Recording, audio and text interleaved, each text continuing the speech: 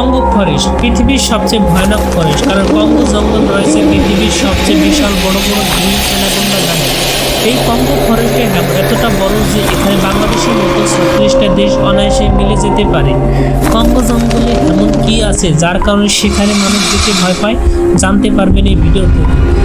Congo ফরেস্টের satellite থেকে দেখা যাচ্ছে এখানে বিশাল বড় বড় গ্রিন অ্যানাকোন্ডা দানব রয়েছে, যারা পশু এবং জীবজন্তু সব কিছুকে শিকার করে নিজের জীবন ধারণ করে। কারণ কঙ্গো জঙ্গল পৃথিবীতে বিজ্ঞানীরা এতটাই অ্যাডভান্স হয়েছে যে এখানে সব কিছু আবিষ্কার করতে পারছে, কিন্তু কঙ্গো জঙ্গলের মাঝখানে কেউ আবিষ্কার করতে পারেনি।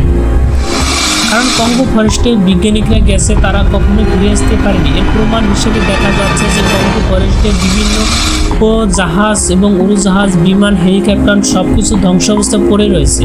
সেখানে মানুষের কঙ্কালও পাওয়া গেছে, কারণ কঙ্গো জঙ্গলে পৃথিবীর সবচেয়ে রাজত্ব করে গ্রিন অ্যানাকোন্ডা এবং টাইটানিক গোয়ার সাপ। কারণ কঙ্গো জঙ্গল এতটা বড় যে এখানে পৃথিবীর সব কিছু ও সবচেয়ে ভয়ানক জীবজন্তু এবং আদি প্রতিবাসীরা বসবাস করে।